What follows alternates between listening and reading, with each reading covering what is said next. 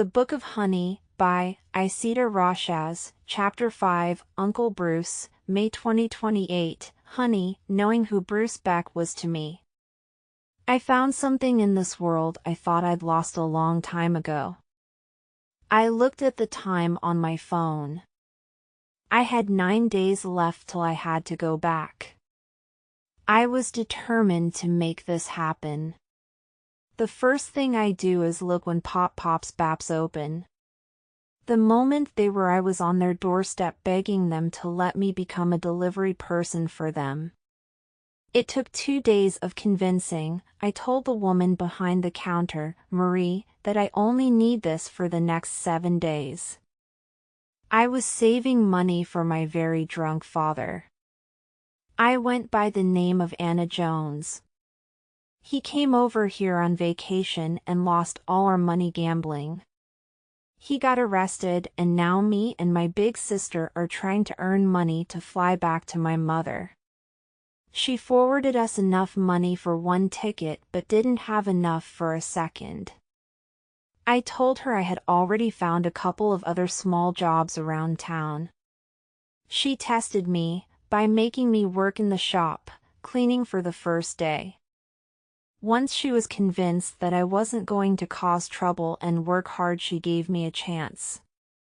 So, for 4 days, between waiting for deliveries at the unit and making deliveries for Marie, continuing to watch Uncle Bruce while I was working. Finding him once helped me to spot him. There were a couple of exits I didn't notice, so I adjusted my cameras on my system. Uncle Bruce took a different way every day. I decided that following him was out of the question. He would spot me on the way out. Marie is also one of the only businesses in town that are allowed to deliver food to the Parliament businesses and government buildings. I was not allowed to make those deliveries. But the person Anna Cobbs that does one day just happened to get sick the week I was there. Telling her that if she let me do her deliveries for the week earning extra tips, I would split it with her. So, I was given one of their badges, waiting to make a delivery to the audit building. Planning out all the smallest details. I can't afford to make any mistakes, like getting caught, because I only have one chance to make this first impression. Dressed in a blue jean jacket with the Pop's logo, zipper hoodie underneath, blue jeans, and boots. I asked Marie to make me 2 extra bacon butter sandwiches and peach iced tea so I could take my lunch break after I made the delivery. I take myself through security with the borrowed pass I got from Anna. I ask a very young receptionist which way to the 500 offices. I passed by his office once on my way to make my delivery. His receptionist was a curvy woman with eyes like a hawk. I left one of my extra phones in a plant across from Bruce's office. I had to wait a couple of hours hiding till she got up to use the restroom. I grabbed my other phone after I passed her in the hall. Besides the front security office, I made sure I missed as many of the cameras inside as I could. Bruce Beck's office was 504. There he was all on his own, head buried in paper. I knock on the door and wait till I hear, "Come in." I turn the handle, and his head raises. "Who are you?" I hold up the bag and speak. "Delivery." "Is that a bacon buddy from Pop's?" "Yes sir, ketchup, not mayo, with the herb butter, extra cheddar, bacon, and ice-cold peach iced tea." I hand him the bag. He says more to himself than to me. I love this sandwich, and Pop's wife Marie is American, and the only person in the city that will even consider making me an iced tea. I was just thinking I could go for some lunch, but I don't remember. Maybe Marie was the one that. He went in for a bite before finishing. This allowed me to cut in and speak. "I'm the one that bought you lunch today." Because I need to talk to you. He chewed and swallowed, takes another bite before putting down his sandwich and wiping his mouth with a napkin. The air in the room changed, and so did Bruce's expression. It became as impassive as a stone. Thank you for lunch, young lady. What can I do for you? I ask him. You are Bruce Beck? He nods. Yes, ma'am, I am. I knew this was Bruce Beck. He was everything I was hoping for. He looked like a stiff suit-wearing kind of guy. I knew there was more to him than he ever let others see. Bruce was a man in his 50s, his hairline was going gray. Clean-shaved, I couldn't tell if his face was lined or scarred, maybe both. But there was a sharp clearness in his brown eyes that reminded me of someone I once knew. Bruce Beck was sitting at a desk, but from here, I could tell he was tall, and under the suit, he wasn't someone you just mess with. His silence was louder than his voice, which has a familiar Texas accent and a deep gravelly voice that did something inside me. We took a good long look at each other. I walked up, placing a phone on the edge of his desk. Then I take off my hoodie, and the face mask I'd been wearing to make my deliveries. I'm a slender and lean teen. I am about 5 feet 5 inches in height. My thighs and hips were bigger than my waist. Due to the jumping and parkour I've done most of my life. My torso is long and my breasts are small but perky. Scratches and yellow bruises were all over my arms. More could not be seen under my clothes. My honey blonde mohawk is done up in an elaborate braid. My arms had bandages, I was very ripped, standing up straight. Uncle Bruce stared at me. From my head to my toes like he was looking for something.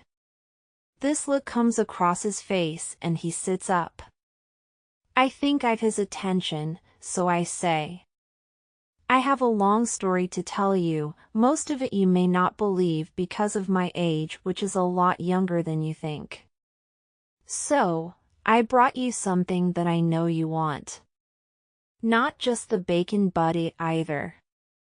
If you want to know more after you see what I have. Open the phone with the password CEOs. Look under the files named Midnight. For a long time, Bruce Beck just stared at me. He blinked a lot while silently taking me in.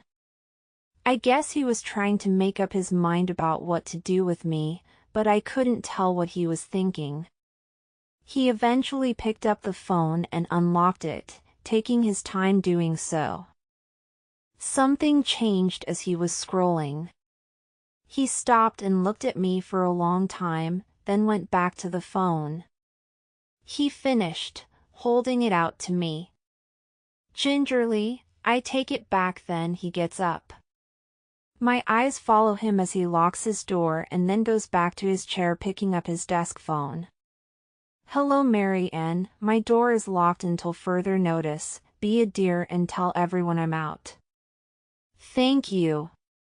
He hangs up, puts the phone in a drawer in his desk, then pulls a recording device out of his pocket. I would like to record our conversation. I speak. Only if you keep this to yourself, till I'm ready to let it out. Because if this gets out, I'm dead and my life may not be much to you, but to me, it's worth a lot. He nods and presses the recorder's button. He starts off by asking me some basic questions. So, tell me, who are you? I told him. My name is Miss Honey, I am also known as the Leona Bee.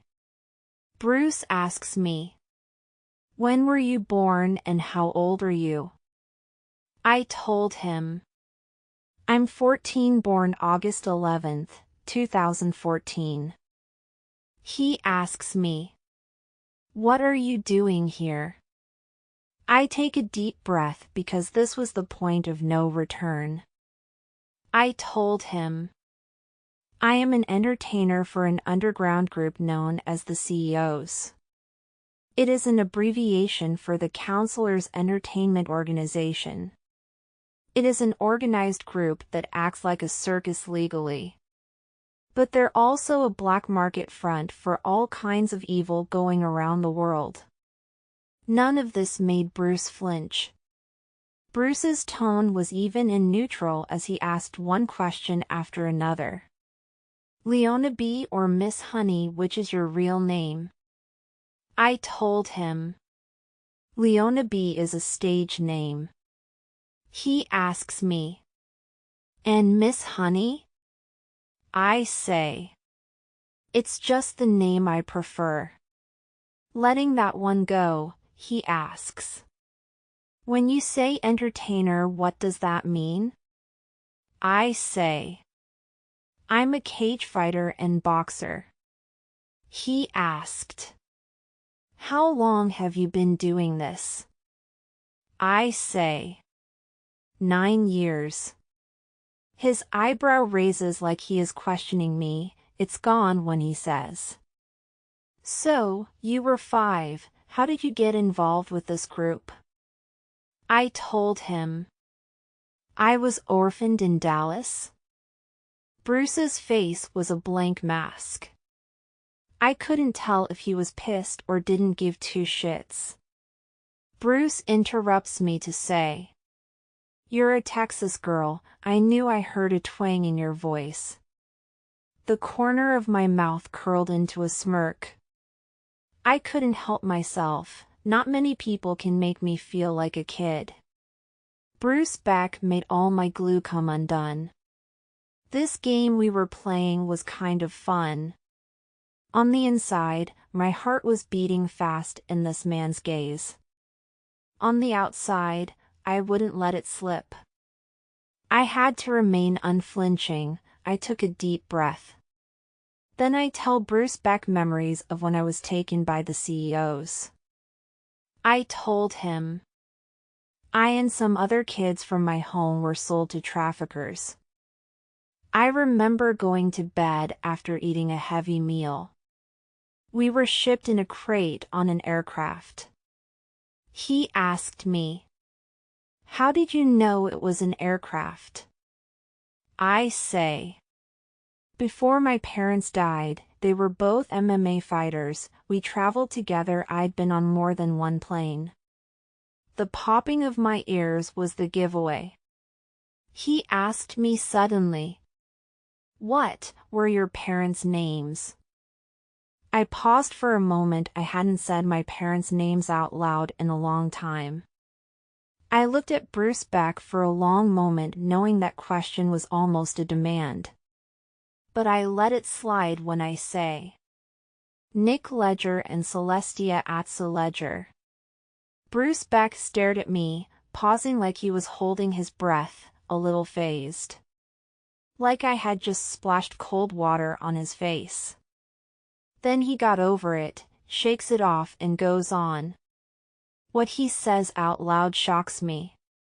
"Well, that would make you Natalie Ledger." Me and Bruce stared at each other. But then I remembered my dream. I remembered what I promised by the sun and the moon. Trying to get a better read on him. Usually, I have a really good idea about a person by the way they moved and acted. Bruce Beck gave nothing away. Like he was a dark void. I was wondering why he keeps looking at me like he was looking for something. He says to me with a shrug, "What can I say? I'm a big fan of MMA, and information is my business. I root for anyone from my home state." I nod and say, "Yeah, but once I became one of the entertainers, I had to pick a stage name. Honey Bee was my nickname, and my mom wasn't as well known as my dad, so I combined her stage name Star Leona with my nickname. That is how I became the Leona bee. Why were you in foster care? I tell him what I learned. I stayed with my grandmother for a time. This was from my mother's side, but she was ill. A dispute about who would keep me started. Everyone knew my parents had money saved back for me. I landed in foster care until everyone settled on what to do. I was numb through most of that time after what had happened to me. What I remember was sitting in my grandmother's hospital room. People came in all at once and started yelling. It was because of me. At that time, they were coming to a decision. I went to a home. My foster parents sold over a dozen of us. Bruce asked me, "How did they get away with what they did, do you know?" I tell him, "Yeah, I had been in CEOs for a few years. I wondered the same thing." I paused to think about the long extensive research I did on myself and my family. I wonder why Uncle Bruce's name never came up in all this time. When I think about everything I learned, a fit of cold anger hits me. But I shake it off and keep going. I continue to tell him what I found out. Swiped my first phone and jailbroke it, started researching what happened. 2 weeks after we were gone, the house blew up. There were several bodies in the house to match those of us that went missing. An anonymous relative inherited their wealth. I put 2 and 2 together, figuring they were people taking their place, so they could lay low and set up somewhere new. So, if you read the papers, I was declared dead. So, I became Honey. It's me now. Natalie Ledger is not a name I want to hear right now. There was a pause in the conversation. I looked at the time. When Bruce noticed, he asked me, "Do you have somewhere to be?" "I have to be back for a roll call in 2 hours." This was a lie, but he didn't need to know I was roaming free in the city. "I have a few more questions." I say. "That's fine, but I have some things I need to say." He says to me, "All right, I'll speed this up. You say you're a fighter. How did that happen?" I tell him. Most of the time we were in the crate, all the kids were crying. But not me. I knew I was caught, and I wanted to be free. I was born to be a fighter. It's in my blood. My father's words rang in my ears: when you make your first move, don't let them see where it's coming from, and make a show out of every action you take. Bruce smirked at that. I told him. When they were about to open the crate, a bunch of big strong men were pointing guns at a handful of teens and preschoolers. I picked the skinniest, youngest man I could find. I pretended to be dead, and as he came to kick me, I bit him right in the nut sack. I sank through cloth and flesh until I could taste blood. I don't know how they pulled me away. I know they gave me a couple of kicks before a woman screamed, "Stop." Rough hands picked me up and held me. I struggled, screamed, yelled, and cursed. Red nails grabbed my face. I looked into a pair of green eyes. That was the first time I'd met Victoria. I will never forget that day. I take a moment to steady myself because thinking about those early days were painful for me. Then I continue. She looked me in the eyes with blood on my face. She must have liked what she saw because she gave me to a man named Manfred Cross. After she shot the man I bit for being careless with her product. I had been looking at the top of the desk between Bruce and he crossed and uncrossed his legs. The only sign of his discomfort. "Where did you get the photos of that man on your phone?" Do you know who he is? I nod and say. When I first met him, he was new, Croc is what they called him. He had a thick accent, but I could tell he was a snoop. It was never my business. I kept an eye on him when he was around. One night he disappeared, so I got in the back of a truck that drove to the woods. That phone wasn't stolen. I bought it with the money I won. It has every bell and whistle on it. A night camera is one and a good recorder. I did a little digging after I took some recordings. Looking around, I found Croc's real name. He was a CIA man working for you. He graduated top of his class. Jonathan Matson of DC. Well, it didn't say he worked for you, but I figured it out for myself. The truth was my phones, and all my tech were things I had built myself. I never trusted the pre-made things. One of my most useful skills was learning how to build them myself. But I wasn't going to give Uncle Bruce everything I had up front. I still needed to keep my cards to myself. Because getting to know and trust this man was going to take a long time. I think this is the first time meeting anyone as paranoid and cautious as me. Uncle Bruce asks me, "Okay, Miss Honey, why did you come to me of all people with this?" Silence stretched out between us. I wasn't going to play the "I remember you" card. I think about how I found his name attached to all the mentions of the CEOs. When I finally answer, I came up with it as honestly as I could. Anytime I looked up the CEOs, most were bullshit conspiracies. Occasionally, an article with a bit more truth to it came out. Your name was tossed into the mix. I chose you for two reasons. I knew you were the head investigator for this case, and I've got to give respect to a Texas man doing his job in the UK. That got a lopsided grin out of Uncle Bruce. There was something in his eyes. Then he looked away from me. Like he was seeing a ghost. Uncle Bruce takes a deep breath. Well, Miss Honey, you're about to make me blush.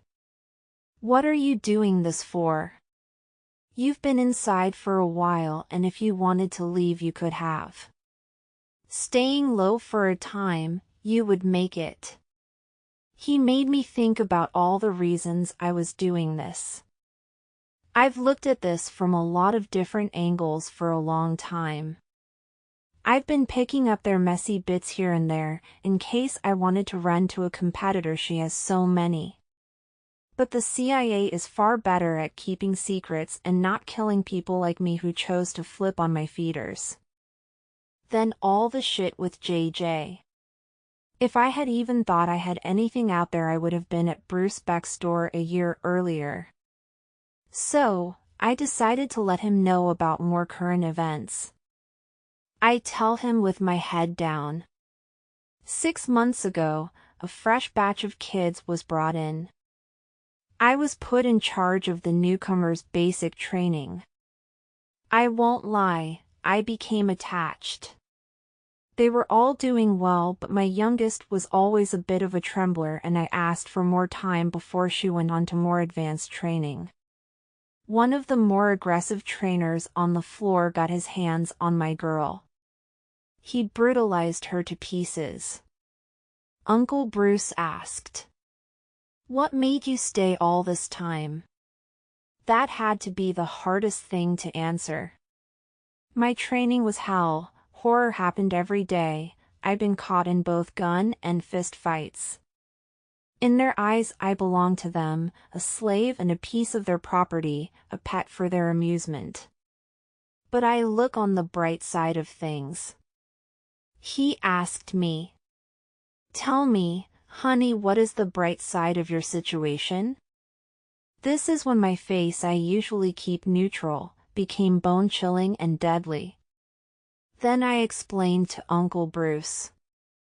It could have been much worse. I didn't become a sex doll for an old pervert. I wasn't sold to a whorehouse for my virginity or stripping on a pole for tips.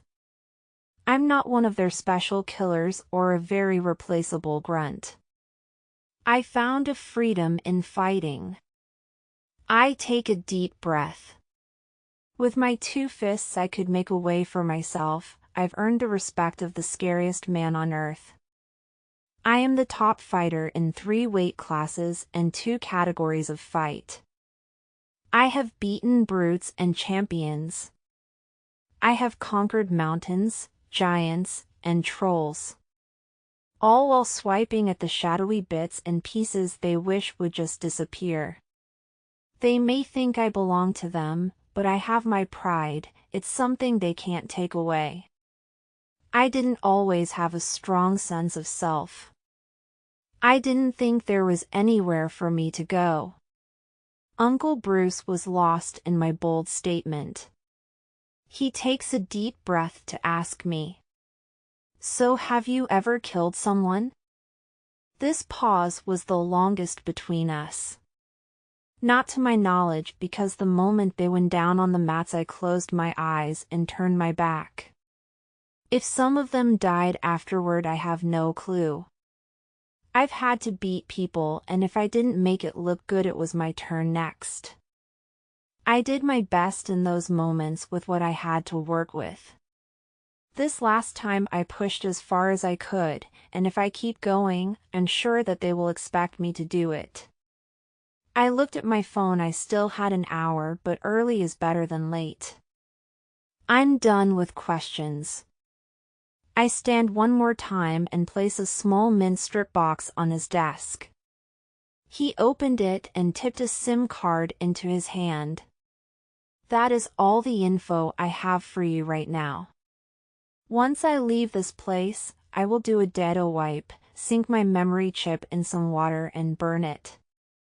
That includes times and dates, as well as the next time I can meet you. Is there any place in the city that isn't odd for me and you to see each other? He tells me. Yeah, I have a kids center that I volunteer at. Here's the address. Can I get your phone number? I shake my head and say, no, I'm not taking the chances of getting caught with your number or you with mine.